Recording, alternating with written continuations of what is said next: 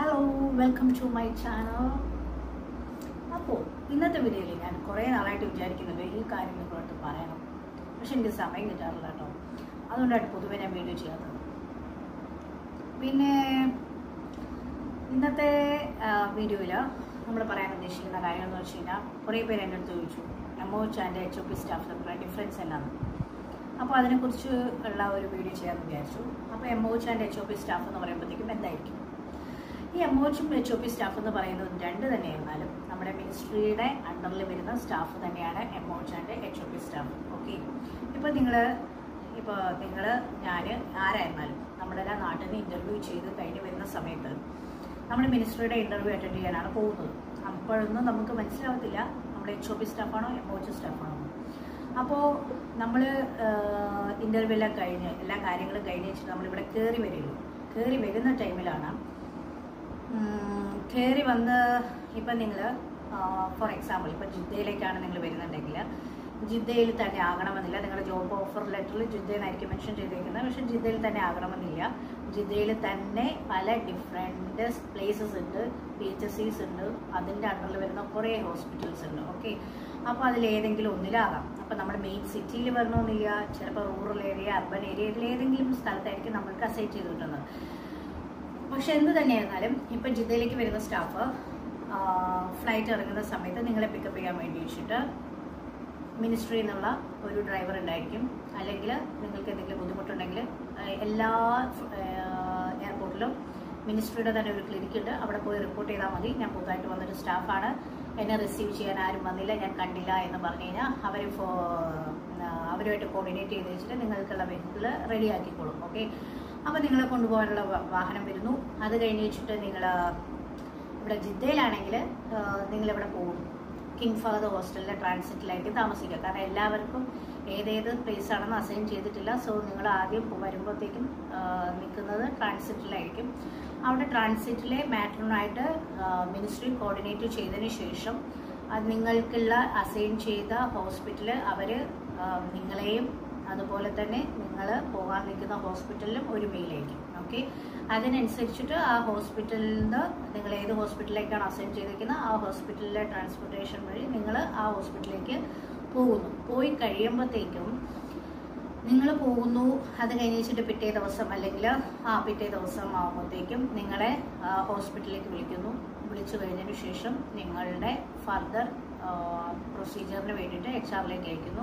HR ചെന്ന് കഴിയുമ്പം നിങ്ങൾ മെയിനായിട്ട് ശ്രദ്ധിക്കേണ്ട കാര്യം എന്താണെന്ന് വെച്ച് കഴിഞ്ഞാൽ, നിങ്ങളുടെ ജോബ് ഓഫർ ലെറ്ററിൽ നിങ്ങൾക്ക് കിട്ടിക്കഴിഞ്ഞതിന് ശേഷം നിങ്ങളുടെ സാലറി ഡിസ്ക്രൈബ് ചെയ്ത് വെച്ചിട്ട് ഒരു എമൗണ്ട് എഴുതിയിട്ടുണ്ടായിരിക്കും. ആ എമൗണ്ട് തന്നെയാണോ നിങ്ങൾ HR ചെന്ന് കഴിയുമ്പം കോൺട്രാക്റ്റ് കിട്ടിക്കഴിയുമ്പം അതിൽ എഴുതിയിരിക്കുന്നതെന്ന് മേക്ക് ഷുവർ ചെയ്യുക. കാരണം നിങ്ങളുടെ കോൺട്രാക്റ്റ് എല്ലാം അറബിക്കിലായിരിക്കും. ഇപ്പം നിങ്ങൾക്ക് അറബി അറിയില്ലല്ലോ എന്ന് ചിന്തിക്കേണ്ട ആവശ്യമില്ല. കാരണം ഇപ്പോൾ എന്താ പറയുക, ഗൂഗിൾ ട്രാൻസ്ലേറ്റ് എല്ലാം ഉള്ളതാണ്. അപ്പോൾ നിങ്ങൾക്ക് തന്നെ റീഡ് ചെയ്യാവുന്നതാണ് എത്ര എമൗണ്ടാണ് അതിൽ എഴുതിയിരിക്കുന്നത്. അതിലെന്തെങ്കിലും വ്യത്യാസമുണ്ടെങ്കിൽ നിങ്ങൾക്ക് അന്നേരം തന്നെ അവിടെ റിപ്പോർട്ട് ചെയ്യുക.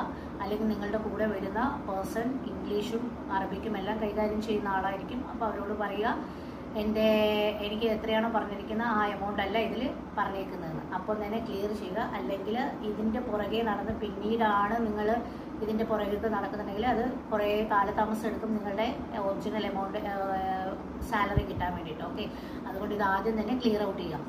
ആ സമയത്ത് തന്നെ നിങ്ങൾക്ക് മുബാഷറ എന്ന് പറയുന്ന ഒരു പേപ്പർ കിട്ടും. മുബാഷറ പേപ്പർ എന്ന് പറഞ്ഞു കഴിഞ്ഞാൽ അറബിക്കാണ് അതിൻ്റെ നെയിം മുബാഷറ എന്ന് പറയുന്നത്. അത് സാധാരണ നമ്മുടെ ജോയിനിങ് ലെറ്ററാണ്. ആ ജോയിനിങ് ലെറ്ററിനനുസരിച്ചിട്ടാണ്. പിന്നെ നിങ്ങൾ പേടിക്കേണ്ട ആവശ്യമില്ല കേട്ടോ. നിങ്ങൾ എപ്പോഴാണോ കിങ്ഡത്തിൽ ലാൻഡ് ചെയ്യുന്നത്, നിങ്ങളുടെ അസൈൻ ചെയ്ത ഹോസ്പിറ്റൽ നിങ്ങളെ അണ്ടിൽ നൗ റിസീവ് ചെയ്തിട്ടില്ലെങ്കിൽ നിങ്ങൾക്ക് കിങ്ഡത്തിൽ ലാൻഡ് ചെയ്ത് വെച്ചിട്ട് ചിലപ്പോൾ ചില സ്റ്റാഫിനെ 17 ദിവസവും ഒരു മാസമൊക്കെ കഴിഞ്ഞ് വെച്ചിട്ട് ഹോസ്പിറ്റലിലേക്ക് കൊണ്ടുപോകുന്നുണ്ട്. അപ്പോൾ അത്രയും നാൾ നിങ്ങൾ ചിലപ്പോൾ ട്രാൻസിറ്റിലായിരിക്കും. പക്ഷേ നിങ്ങൾക്ക് പേടിക്കേണ്ട ആവശ്യമൊന്നുമില്ല. നിങ്ങളുടെ ഫുഡിൻ്റെ കാര്യങ്ങളെല്ലാം ട്രാൻസിറ്റിൽ തന്നെ അവർ അറേഞ്ച് ചെയ്തിട്ടുണ്ടായിരിക്കും. പിന്നെ നിങ്ങളുടെ സാലറിനെ കുറിച്ച് പേടിക്കേണ്ട. എന്നാണോ നിങ്ങൾ കിങ്ഡത്തിൽ, അതായത് നിങ്ങളുടെ പാസ്പോർട്ടിൽ ഏതാണോ അറൈവലിൻ്റെ സ്റ്റാമ്പ് ഉള്ള ഡേറ്റ് ഉള്ളത് അന്നേരം മുതലുള്ള സാലറി നിങ്ങൾക്ക് റിസീവ് ആകും. അതിപ്പോൾ നിങ്ങൾ ജോലി സ്റ്റാർട്ട് ചെയ്താലും സ്റ്റാർട്ട് ചെയ്തില്ലേ. ഓക്കെ, അപ്പോൾ അതിനെക്കുറിച്ച് പേടിക്കേണ്ട ആവശ്യമില്ല. ഒരേ ഒരു കാര്യം മാത്രം ശ്രദ്ധിച്ചാൽ മതി. നിങ്ങളുടെ കോൺട്രാക്റ്റിൽ എഴുതിയിരിക്കുന്ന സാലറി ആണോ നിങ്ങൾക്ക് കിട്ടുന്നതെന്ന് മാത്രം ചിന്തിച്ചാൽ മതി. പിന്നെ അടുത്ത എന്നാന്ന് വെച്ച് കഴിഞ്ഞാൽ ഇതെല്ലാം കഴിഞ്ഞ് കഴിയുമ്പോൾ ആണ് നമ്മൾക്ക് മനസ്സിലാകുന്നത് നമ്മൾ MOH സ്റ്റാഫാണോ HOP സ്റ്റാഫാണോ. ഈ MOH ആണെങ്കിലും HOP ആണെങ്കിലും പേടിക്കേണ്ട ആവശ്യമൊന്നുമില്ല. രണ്ടാണെങ്കിലും നമ്മൾ മിനിസ്റ്ററുടെ അണ്ടറുള്ള സ്റ്റാഫാണ്. പക്ഷെ ഒന്നുകൂടെ ബെനിഫിറ്റ് കൂടുതൽ HOPക്കാണുണ്ടോ.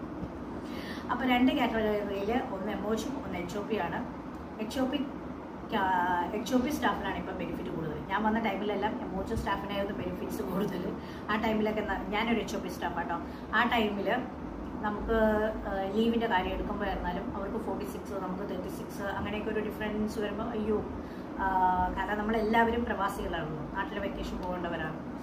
അപ്പോൾ അത്രയേ ഉള്ളൂ ലീവ് എന്നൊക്കെ നോക്കുമ്പോൾ നമുക്കൊരു വിഷമം തോന്നിയിട്ടുണ്ടായിരുന്നു. പക്ഷേ വിഷമിക്കേണ്ട, അത് കാലങ്ങൾ മാറി വന്നപ്പോഴത്തേക്കും നമ്മുടെ HOP സ്റ്റാഫിനാണ് കൂടുതൽ ബെനിഫിറ്റ്സ് ഇപ്പോൾ ഉള്ളത്. ഇപ്പോൾ എന്തൊക്കെ ബെനിഫിറ്റ്സ് എന്നതിലേക്ക് നമുക്ക് കിടക്കാം.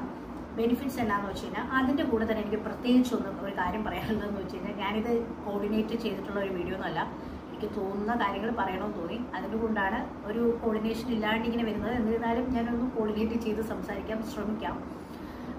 ഇതിൽ എനിക്ക് ഓർമ്മ വരുന്ന കാര്യങ്ങൾ ഞാൻ പെട്ടെന്ന് പോയിന്റ് ഔട്ട് ചെയ്ത് പറയാം കേട്ടോ.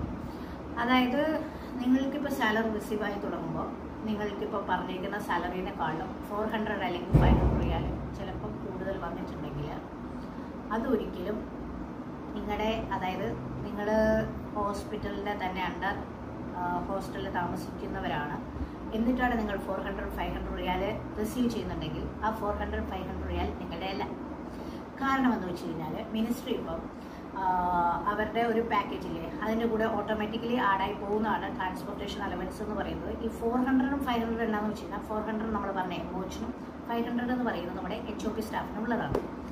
അപ്പോൾ നിങ്ങൾ മിനിസ്ട്രി ഫൈൻഡ് ഔട്ട് ചെയ്യുകയാണ്, നിങ്ങൾ ഹോസ്പിറ്റലിൻ്റെ തന്നെ ഹോസ്പിറ്റലിലാണ് താമസിക്കുന്നതെന്ന് ഫൈൻഡ് ഔട്ട് ചെയ്ത് കഴിയുമ്പോൾ നിങ്ങളുടെ നിന്ന് ഈ പൈസ ഡിഡക്റ്റ് ആവാം. സോ അന്നേരം നിങ്ങൾ ചിന്തിക്കരുത് പിറ്റേ മാസം മുതൽ ഈ 400 അല്ലെങ്കിൽ 500 കിട്ടിയില്ലെങ്കിൽ ഒരിക്കലും കംപ്ലൈൻറ്റിന് പോകേണ്ട ആവശ്യമില്ല. കാരണം അത് നിങ്ങളുടെ പൈസയല്ല.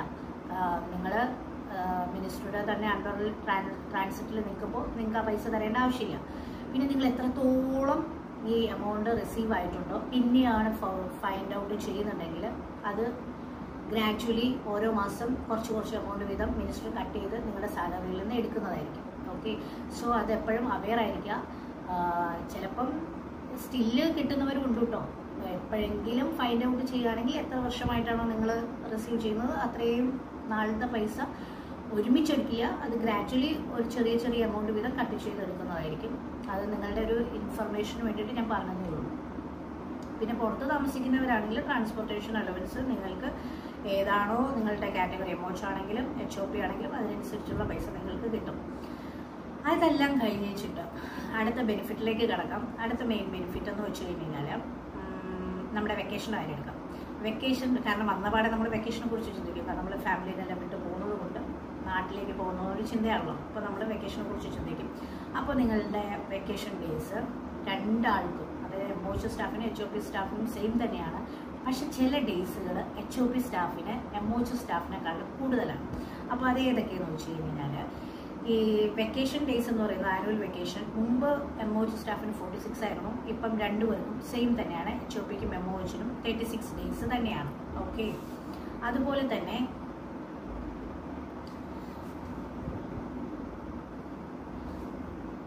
എനിക്കൊരു കോള് വന്നിട്ടുണ്ടായിരുന്നു, ഞാൻ കട്ട് ചെയ്ത് കളയാം. ഓക്കെ, അതുപോലെ തന്നെ ഇവിടെ സൗദിയിൽ വരുമ്പോൾ സൗദിയിൽ കുറേ ലീവ്സ് ഉണ്ട്. ഓക്കെ, നിങ്ങൾക്കറിയാം ഒരു മുസ്ലിം കൺട്രിയാണ് സൗദി അറേബ്യ. ഇവിടെ ഹജ്ജ് ഉണ്ട്, റമദാൻ ഉണ്ട്, അങ്ങനത്തെ കുറച്ച് ലീവുണ്ട്. ഈ ലീവിനെല്ലാം കോമൺ പറയുന്നത് കോമ്പൻസേറ്ററി ലീവ് എന്നാണ്. അപ്പം ഈ കോമ്പൻസേറ്ററി ലീവ് വരുമ്പോൾ ഹജ്ജ് 5 ഡേയ്സും റമദാൻ 4 ഡേയ്സുമാണ് നോർമലി. ഓക്കെ, അപ്പോൾ HOP സ്റ്റാഫിന് ഏതൊക്കെയാണോ ലീവ് ഉള്ളത് അത് ഡബിളായിട്ട് കിട്ടും. ഓക്കെ, അതായത് ഇപ്പോൾ ഹജ്ജ് MOH സ്റ്റാഫിന് 5 ഡേയ്സ് ആണെങ്കിൽ HOPക്ക് 10 ദിവസം കിട്ടും. റമദാൻ 4 ആണെങ്കിൽ 8 കിട്ടും. ഇപ്പോൾ നാഷണൽ ഡേ 1 ഡേ ആണ് അവർക്കെങ്കിൽ നമുക്ക് HOPക്കാർക്ക് 2 ഡേയ്സ് കിട്ടും. ഫൗണ്ടേഷൻ ഡേ 2 ആണെങ്കിൽ നമുക്ക് 4 കിട്ടും. ഏതൊക്കെയാണോ ലീവ് ഉള്ളത് അതിൻ്റെ ഡബിളായിട്ട് കിട്ടും. ഇപ്പോൾ പല ഹോസ്പിറ്റലിലും നമ്മുടെ കോമ്പൻസേറ്ററി ലീവിലെ ഹജ്ജിൻ്റെയൊക്കെ പൈസ കൊടുത്തു തുടങ്ങിയിട്ടുണ്ട് കേട്ടോ. അതായത് വെക്കേഷൻ്റെ കൂടെ കൊടുക്കാണ്ട് ഈ ലീവെല്ലാം നമുക്ക് വെക്കേഷൻ്റെ കൂടെ എടുക്കാം. ചില ഹോസ്പിറ്റലിൽ വെക്കേഷൻ്റെ കൂടെ കൊടുക്കാത്തതിന് പകരം അതിൻ്റെ എമൗണ്ട് കൊടുക്കുന്നുണ്ട്. ഓക്കെ, പിന്നെ നമുക്ക് അറിയേണ്ട കാര്യമെന്ന് വെച്ച് കഴിഞ്ഞാൽ സാലറിനെ കുറിച്ചിട്ടാണ്. MOH സ്റ്റാഫ് എന്ന് പറയുമ്പോൾ സ്പെഷ്യലൈസ്ഡ് ഏരിയ നിങ്ങൾക്ക് തന്നെ അറിയാം. AQ, ICU, nurse, NICU, nursery, പിന്നെ ഏതാ ഡെലിവറി റൂം, AQ എന്ന് പറയുമ്പോൾ ഡയാലിസിസ് യൂണിറ്റ്, ER, ഇങ്ങനെ സ്പെഷ്യൽ ഏരിയയിൽ OR, ഇങ്ങനത്തെ സ്പെഷ്യലൈസ്ഡ് ഏരിയയിൽ വർക്ക് ചെയ്യുന്നവർക്ക് അതിനനുസരിച്ചുള്ള അലവൻസ് ഉണ്ട്. 1000 എബോവ് വരും, ഡിപ്പെൻഡിങ് ഓൺ ഈച്ച് ഡിപ്പാർട്ട്മെൻറ്റിനനുസരിച്ചിട്ട്. അപ്പോൾ നിങ്ങളുടെ പെർ മന്ത് നിങ്ങൾക്ക്, അതായത് എല്ലാ വർഷവും കോൺട്രാക്ട് റിന്യൂ ചെയ്യുന്നതിൻ്റെ കൂടെ തന്നെ ഈ അലവൻസും നിങ്ങൾക്ക് ആഡാകും. എല്ലാ മാസവും നിങ്ങളുടെ സാലറിയിലൂടെ 1000 എബോവ് നിങ്ങൾക്ക് കിട്ടും MOH സ്റ്റാഫിന്. HOP സ്റ്റാഫിന് പക്ഷെ അത് എല്ലാവർക്കും ഇല്ല കേട്ടോ. എല്ലാവർക്കും ഇല്ലയെന്ന് വെച്ച് കഴിഞ്ഞാൽ സ്പെഷ്യലിസ്റ്റിന് ഇപ്പം MOH സ്റ്റാഫ് ഒരു സ്പെഷ്യലിസ്റ്റ് സ്റ്റാഫാണെങ്കിൽ അവർക്കില്ല. പക്ഷേ MOH സ്റ്റാഫ് ഒരു ടെക്നീഷ്യൻ ആണെങ്കിൽ, സ്പെഷ്യലിസ്റ്റ് ആൻഡ് ടെക്നീഷ്യൻ നിങ്ങൾക്ക് അറിയാമല്ലോ, ടെക്നീഷ്യൻ ആണെങ്കിൽ അവർക്ക് മാത്രമാണ് ഈ അലവൻസ് പറഞ്ഞേക്കുന്നത്.